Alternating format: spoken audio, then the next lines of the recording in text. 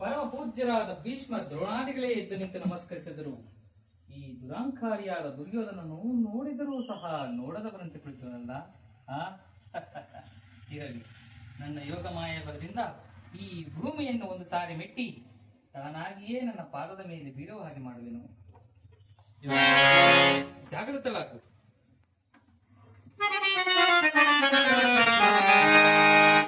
ಸುಯೋಧನ ಚಕ್ರವರ್ತಿ, ಸಾರ್ವಭೌಮರಾದ ನೀವು ತುಂಬಿದ ಈ ರಾಜಸಭೆಯಲ್ಲಿ ದೂತನಾಗಿ ಬಂದಿರುವ ನನಗೆ ನಮಸ್ಕರಿಸುವುದೇ? ಛೇ ಛೇ ಛೇ, ನಾನೇ ನಿಮ್ಮ ಬಳಿಗೆ ಬರುತ್ತಿದ್ದನಲ್ಲ ಸುಯೋಧನ. ಹೇಳು, ಮೇಲೆ ಹೇಳು. ನಾನು ನಿನಗೆ ನಮಸ್ಕರಿಸುತ್ತೇನೆ ಕೃಷ್ಣ. ನೀನು ಬಂದಿರುವುದು ದೂತನಾಗಿ ಬಂದಿರುವ ನಿನ್ನಲ್ಲಿ ದೂತ ಲಕ್ಷಣಗಳು ಇರುವವು ಇಲ್ಲವೋ ಎಂದು ಅಡಿಯಿಂದ ಮುಡಿಯವರೆಗೂ ಪರೀಕ್ಷಿಸಿದ ಮಾತ್ರಕ್ಕೆ ನಾನು ನಿನಗೆ ನಮಸ್ಕರಿಸುವುದೆಂದು ಹೆಮ್ಮೆಗೊಳ್ಳಬೇಡ ಕೃಷ್ಣ. ಆ ಒಂದು ವೇಳೆ ನಾನು ನಮಸ್ಕರಿಸಿದ್ದೆ ಆದ್ರೆ ಅದು ಈ ಭೂಮಾತೆಗೆ ಎಂದು ತಿಳಿ ನಿನಗಲ್ಲ ಕೃಷ್ಣ. ಬಹಳ ದೂರದಿಂದ ದಣಿದು ಬಂದಿರುವೆ. ಅತಿಥಿಗಳನ್ನು ಸತ್ಕರಿಸುವುದು ನಮ್ಮ ರಾಜನೀತಿಯ ನೇಮ. ನಿನಗೆ ಉಚಿತವಾದ ಪೀಠದಲ್ಲಿ ಕೃಷ್ಣ. ನರ್ತಕೆಂದರೆ ನಿನಗೆ ನರ್ತನವೆಂದರೆ ನಿನಗೆ ಬಲು ಮಮತೆ ಇಲ್ಲವೇ? ಇದ್ದರೂ ಇರಬಹುದು. ಇರಬಹುದೇನು? ಇದ್ದೇ ಇರುವುದು. ಗೋಪಿಕಾ ಸ್ತ್ರೀಯರ ನರ್ತನವನ್ನು ನೋಡಿ ಬೇಸತ್ತಿರುವ ನೀನು ಈ ದಿನ ನಮ್ಮ ರಾಜ ನರ್ತಕಿಯರ ನರ್ತನವನ್ನು ನೋಡಿ ಆನಂದಿಸು ಕೃಷ್ಣ. ಸಹೋದರ ದುಶಾಸನ, ನಡೆ ಏನು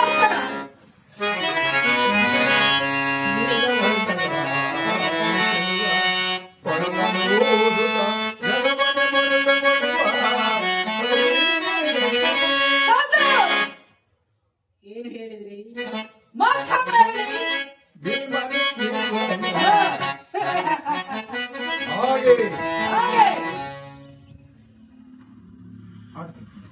ಕೃಷ್ಣ ವಾಸುದೇವ ನೋಡಿ, ನಮ್ಮ ರಾಜ ನರ್ತಕಿಯರ ನರ್ತನವನ್ನು ನೋಡಿ ಆನಂದದಿಂದ ಮೈಮರ್ತಿರೋನಲ್ಲ. ಈಗ ಹೇಳು ಕೃಷ್ಣ, ನೀನು ಬಂದ ವಿಚಾರವನ್ನ. ಸಮಾಚಾರವಿನ್ನೇನ್ರಿ ಬಾಬಾ? ಭೀಷ್ಮ ದ್ರೋಣಾದಿಗಳನ್ನು ನೋಡಿ ಬಹಳ ದಿನಗಳಾಗಿದ್ದವು. ಅವರನ್ನು ನೋಡಿ ಮಾತನಾಡಿಸಿಕೊಂಡು ಹಾಗೆಯೇ ನೀನು ಒಪ್ಪುವುದಾದರೆ ನಿನಗೊಂದು ವಿಷಯವನ್ನು ತಿಳಿಸಲು ಬಂದೆ. ರಾಜ್ಯದ ವಿಚಾರವೊಂದನ್ನು ಬಿಟ್ಟು ಮತ್ತೇನಾದ್ರೂ ಕೇಳು ಕೃಷ್ಣ. ರಾಜ್ಯದ ವಿಚಾರವಲ್ಲದಿದ್ದರೆ ನಾನು ಇಲ್ಲಿಗೆ ಬರುತ್ತಲೇ ಇರಲಿಲ್ಲ. ರಾಜ್ಯದ ವಿಚಾರವಾದರೆ ನೀನು ಹೇಳುವುದು ಬೇಡ, ನಾನು ಕೇಳುವುದೂ ಇಲ್ಲ. ತಿಳಿಸಬೇಕು. ಪರಮ ಪೂಜ್ಯರಾದ ಆಚಾರ್ಯರೇ, ಕುರುವೃದ್ಧರೇ ಹಾಗೂ ಗೌರವ ಪಕ್ಷೀಯರೇ, ನಾನು ಈ ದಿನ ಪಾಂಡವರ ರಾಯಭಾರಿಯಾಗಿ ಇಲ್ಲಿಗೆ ಬಂದಿದ್ದೇನೆ. ಅವರು ನನ್ನೊಡನೆ ಕಳಿಸಿರುವ ಸಂದೇಶಗಳನ್ನು ನಿಮ್ಮಗಳ ಮುಂದಿರುವುದು ನನ್ನ ಅಭಿಮತ. ಕುರು ಪಾಂಡವರ ಭವಿಷ್ಯ ರಾಜ್ಯಕಾರಿ ವ್ಯವಸ್ಥೆಯು ಇಂದಿಲ್ಲಿ ನಿರ್ಣಯಿಸಪಡಬೇಕಾಗಿರುವುದರಿಂದ ನಿಮ್ಮ ಮುಂದಿರುವ ಪ್ರಶ್ನೆಗಳನ್ನು ಅನುಗ್ರಹಿಸಿ ಗಮನಿಸಬೇಕಾಗಿ ಬಿಡುತ್ತೇನೆ. ಈ ವಿಷಯದಲ್ಲಿ ನಿಮ್ಮ ಉಪೇಕ್ಷೆ, ಪಕ್ಷಪಾತ, ಅಸಂಬದ್ಧ ಪ್ರಲಾಪ, ಆತುರ ಮುಂತಾದ ಭಾವನೆಗಳನ್ನು ತಿಳಿಸಿ ನೀವು ತೀರ್ಪು ಕೊಡಬೇಕಾಗಿದೆ. ಒಂದು ವೇಳೆ ನೀವು ಹಾಗೆ ಮಾಡದೆ ಹೋದ ಪಕ್ಷದಲ್ಲಿ ಮುಂದಾಗುವ ಅನರ್ಥಗಳಿಗೆಲ್ಲ ನೀವೇ ಕಾರಣಕರ್ತರಾಗುತ್ತೀರಿ. ಈ ಪವಿತ್ರವಾದ ಭರತ ಮಾತೆಯನ್ನು ಶಾಂತಿ ಎಂಬ ಅಮೃತಧಾರೆಯಿಂದ ಅಭಿಷೇಕ ಮಾಡುವಿರೋ ಅಥವಾ ಭಯಂಕರವಾದ ರಕ್ತಪಾತದಿಂದ ಈ ಮಾತೃ ಮೂರ್ತಿಯನ್ನು ತೋರಿಸುವಿರೋ ಎಂಬ ಎರಡು ಪ್ರಶ್ನೆಯಲ್ಲಿ ಒಂದು ಪ್ರಶ್ನೆಯಲ್ಲಿ ನಿರ್ಧಾರವಾಗಬೇಕಾಗಿದೆ. ಮಿತ್ರರೇ, ಪೀಠಿಕೆಯಲ್ಲಿ ಕಾಲಹರಣವನ್ನು ಮಾಡದೆ ನಾನು ಬಂದ ಮುಖ್ಯ ಉದ್ದೇಶವೇನೆಂದು ಸಭೆಗೆ ತಿಳಿಸುವನು. ಕಪಟದ್ಯೂತದಲ್ಲಿ ಪರಾಜಿತರಾದ ಮೇಲೆ ಸತ್ಯವಂತರು ಧರ್ಮಶೀಲರು ಆದ ಪಾಂಡವರು ವನವಾಸ ಅಜ್ಞಾತವಾಸಗಳನ್ನು ಮುಗಿಸಿಕೊಂಡು ಹಸ್ತಿನಾವತಿಗೆ ಹಿಂತಿರುಗಿದರಲ್ಲವೇ? ಮಾಡಿದ ವಾಗ್ದಾನದಂತೆ ಅವರು ಮಾಡಿದ ಪ್ರತಿಜ್ಞೆಯಂತೆ ಅವರು ನಡೆದುಕೊಂಡಿದ್ದಾರೆ. ಹಿಂದೆ ನೀವು ಮಾಡಿದ ವಾಗ್ದಾನದಂತೆ ಅವರಿಗೆ ನ್ಯಾಯಯುತವಾಗಿ ಬರಬೇಕಾದ ಅರ್ಧ ರಾಜ್ಯವನ್ನು ಅವರಿಗೆ ಕೊಡಿ. ಸಭಾಸದರೇ, ಕೇಳಿದಿರಾ ಪಾಂಡವರ ಈ ವಿನಯ ವಚನಗಳನ್ನು? ಬಾಲ್ಯದಿಂದಲೂ ನೀವು ಅವರ ಮೇಲೆ ತೋರಿಸಿದ ದೀರ್ಘ ವೈರವವನ್ನು ಮರೆಯಲು ಪಾಂಡುನಂದನರು ಸಿದ್ಧರಿದ್ದಾರೆ. ವಿಷಪ್ರಾಶನ, ಲಾಕ್ಷಾಗ್ರಹ ದಹನ ಹಾಗೂ ಕಪಟದ್ಯೂತ ಇವೆಲ್ಲಕ್ಕಿಂತಲೂ ಮಿಗಿಲಾಗಿ ತುಂಬಿದ ರಾಜ್ಯಸಭೆಯಲ್ಲಿ ದ್ರೌಪದಿಯ ವಸ್ತ್ರಾಪಹರಣ ಇಂತಹ ಮಹಾ ಪಾಪಗಳನ್ನೇ ಮನ್ನಿಸಿ ಪಾಂಡುನಂದನರು ಶಾಂತಿ ಸಂಧಾನಕ್ಕಾಗಿ ಯಾಚಿಸುತ್ತಿರುವಾಗ ಈ ಸುಸಮಯನ್ನು ವ್ಯಕ್ತಗೊಳಿಸದೆ ಶಾಂತಿ ಸಂಧಾನಕ್ಕಾಗಿ ಸಮ್ಮತಿಸಿ.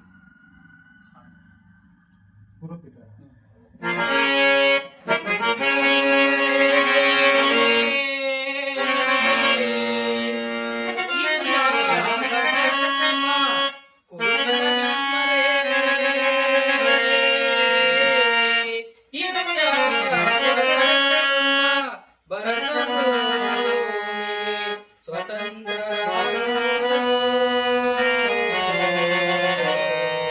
ಭರತಭೂಮಿಗೆ ಸ್ವತಂತ್ರ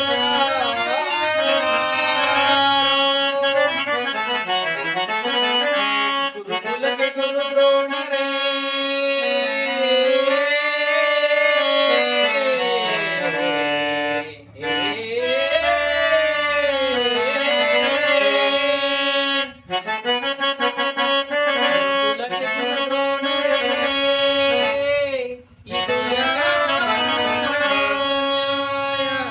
ಕಪಟ ವಂಚನೆ ಮೋಸ ಅಟ್ಟಹಾಸ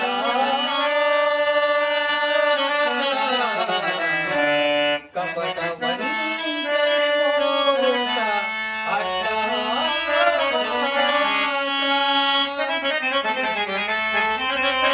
ಪರಶುಕ್ಲ ಧರ್ಮ ನಶಿಸಿದೆ ಮಹಾರಾಜ ಧರಣಿಯ ಮರಳಿ ಬರರು ಧರಣಿಯ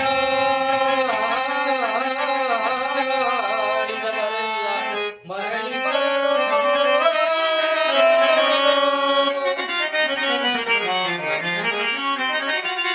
ಸಂಧಿವೇಳಲು ಬಂದ ರಾಯಭಾರಿ ಭರತ ವಂಶದ ಕುಲಾಂತಕನಲ್ಲವಯ್ಯ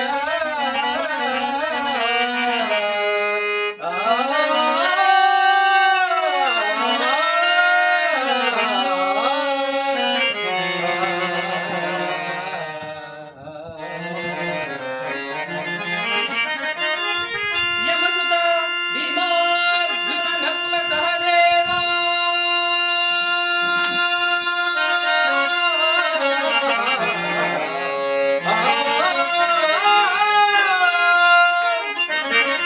ಯಮಸುತ ಭೀಮಾರ್ಜುನ ನಕುಲ ಸಹದೇವ ಸಾಮಾನ್ಯರೆಂದರಿದು ದುರ್ಗಬೇಡ ಸಮಭಾಗವನಿತ್ತು ಸುಖನಿಭಾಗ ಸುಯೋಧನ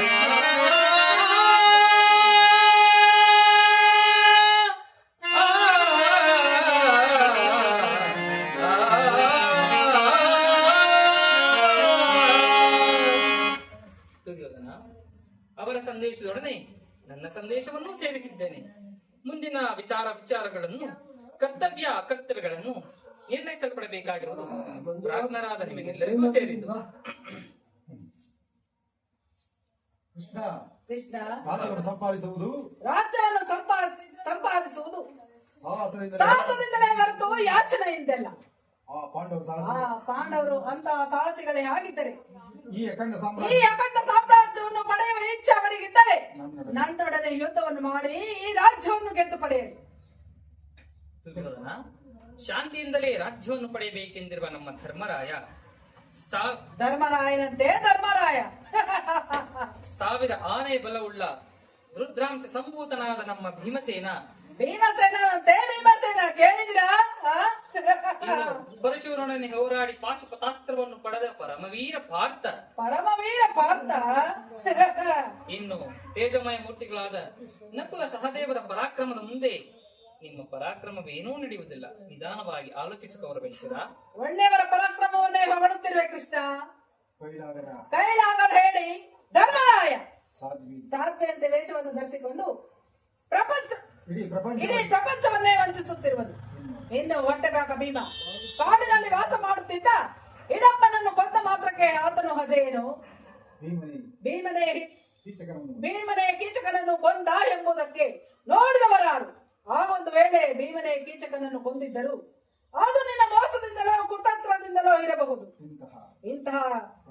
ಇಂತಹ ಕೊಲೆಪಾತಕನು ರುದ್ರಾಂಶ ಸಂಭೂತನು 1000 ಆನೆ ಬಲವುಳ್ಳವನು ನಿನ್ನ ಭೀಮ ಆಗಿದ್ದ ಪಕ್ಷದಲ್ಲಿ ತುಂಬಿದ ರಾಜ್ಯಸಭೆಯಲ್ಲಿ ಮಡದಿಗೆ ಅಪಮಾನವಾಗುತ್ತಿದ್ದಾಗ ಎಲ್ಲಿ ಅಡಗಿ ಹೋಗಿದ್ದು ಕೃಷ್ಣ? ಅವನ 1000 ಆನೆಯ ಬಲ. ಇನ್ನು ನಿನ್ನ ಪ್ರಾಣಮಿತ್ರ ಪಾರ್ಥ ಕಾಲಿಗೆ ಗೆಜ್ಜೆಯನ್ನು ಕಟ್ಟಿಕೊಂಡು ಕೈಗೆ ಬಳೆಯನ್ನು ತೊಟ್ಟುಕೊಂಡು ವಿರಾಟ ನಗರದ ಮದುವೆ ಸಂಭ್ರಮದಲ್ಲಿ ಉತ್ತರಗೆ ನಾಟ್ಯ ವಿದ್ಯಾಭ್ಯಾಸವನ್ನು ಕಲಿಸುತ್ತಿದ್ದ ನಪುಂಸಕ ಅವನ ಪರಾಕ್ರಮವನ್ನು ನಾನು ಚೆನ್ನಾಗಿ ಬಲ್ಲೆನು ಕೃಷ್ಣ. ಇನ್ನುಳಿದವರು ಮಾತೃಕುಮಾರರಾದ ನಕುಲ ಸಹದೇವರು, ಒಬ್ಬ ಗೋಪಾಲಕ, ಇನ್ನೊಬ್ಬ ಅಶ್ವಪಾಲಕ. ಅವರಿಂದ ಏನು ತಾನೇ ಆದಿತು ಬಿಡು ಕೃಷ್ಣ. ಇಲ್ಲಿಯವರೆಗೂ ನಿಮ್ಮವರ ಪರಾಕ್ರಮವನ್ನೇ ಹೊಗಳುತ್ತಿರುವೆ. ಇನ್ನು ಮುಂದೆ ನಮ್ಮವರ ಪರಾಕ್ರಮವನ್ನು ಸ್ವಲ್ಪ ಮಟ್ಟಿಗೆ ಹೊಗಳುತ್ತೇನೆ, ಕೇಳು ಕೃಷ್ಣ. ಇಡೀ ಭರತಖಂಡವನ್ನೇ ಸ್ವಸಾಮರ್ಥ್ಯದಿಂದ ಜಯಿಸಿ ಆಡುತ್ತಿರುವ ನಾನು ಅಜಯನು, ಅಥವಾ ನನಗೆ ಎದುರಿ ಕಾಡು ಮೇಡುಗಳಲ್ಲಿ ಅಲಿತಿರುವ ಆನಿನ ಹೇಳಿ ಪಾಂಡವರು ಅಜಯರು. ಆನಿನ ಬಂಡ ಭೀಮನ ಗುಂಡಿಗೆಯನ್ನು ಚೆಂಡಾಡಲು ಸದಾ ಸಿದ್ಧನಾಗಿರುವ ಈ ನನ್ನ ಸಹೋದರ ದುಶ್ಯಾಸನ. ಸಹೋದರ ಓಂ ಅಸಮ ಬಲಶಾಲಿ ಸೈಂಧವ ರಾಜ. ಏನು ನಿನ್ನ ತಂತ್ರಕ್ಕೆ ನಿನ್ನ ಪ್ರಾಣ ಮಿತ್ರ ಪಾರ್ಥನ ಶಿರಸ್ಸನ್ನು ಈ ಭೂಮಿಗೆ ಕೆಡುವುದಾಗಿ ಶಪಥ ಮಾಡಿ ಕಾಲವಿದವೆಂಬ ಕುಮಾರಸ್ವಾಮಿಯನ್ನೇ ಮೆಚ್ಚಿಸಿ ಕಾಲವಿದವೆಂಬ ಧನುಸ್ಸನ್ನು ಹೊರವಾಗಿ ಪಡೆದ ಈ ನನ್ನ ಪ್ರಾಣ ಮಿತ್ರ ಕರ್ಣ. ಓಂ ಇನ್ನು ನಿನ್ನ ತಂತ್ರಕ್ಕೆ ಪ್ರತಿತಂತ್ರವನ್ನು ರೂಪಿಸಲು ಸದಾ ಸಮಯ ಸಂಜೀವಿನಿ ಅಂತಿರುವ ಈ ನನ್ನ ಸಹೋದರ ಮಾವ ಶಕುನಿ ಮಾವ. ಓಂ ಇನ್ನು ಇತ್ತ ನೋಡು ಕೃಷ್ಣ. ಪಿತಾಮಹ ಭೀಷ್ಮಾಚಾರ್ಯರು ಇವರೇ ಸ್ವತಃ ಧನುರ್ಧಾರಿಗಳಾಗಿ ನಿಂತರೆ ಇವರನ್ನು ಜಯಿಸುವ ವೀರರು ಮತ್ತೊಬ್ಬರಿರುವರೇ? ಇನ್ನು ಆಚಾರ್ಯ ದ್ರೋಣರು ಇವರ ನಮಗೂ ಪಾಂಡವರಿಗೂ ಅಸ್ತ್ರ ವಿದ್ಯಾಭ್ಯಾಸವನ್ನು ಕಲಿಸಿಕೊಟ್ಟ ಮಹಾಗುರು. ಇವರ ಅಸ್ತ್ರ ಕೌಶಲ್ಯವು ನನಗಿಂತಲೂ ನಿನಗೆ ಚೆನ್ನಾಗಿ ತಿಳಿದಿರುವುದು ಕೃಷ್ಣ. ಹೀಗಿರುವಾಗ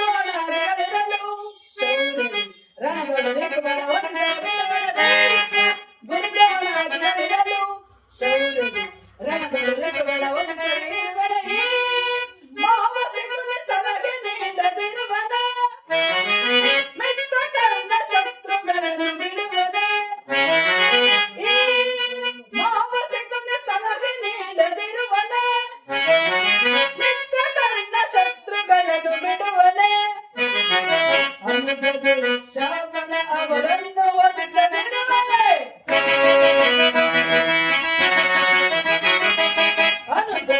ಶಾಸನ ಅವರನ್ನು ಒಲಿಸದಿರುವರೆ ಈಗಿರುವಲ್ಲಿ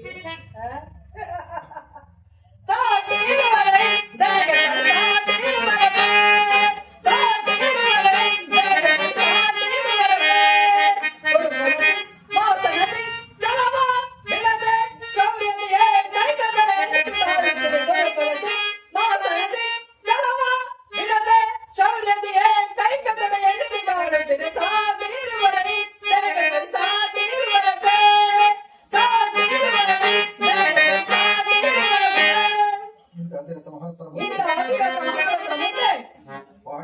ಪಾಂಡವರಂತೆ ಪಾಂಡವರು ನಾಚಿಕೆ ಹೇಳು ಕೃಷ್ಣ, ನಾಚಿಕೆ ಹೇಳು.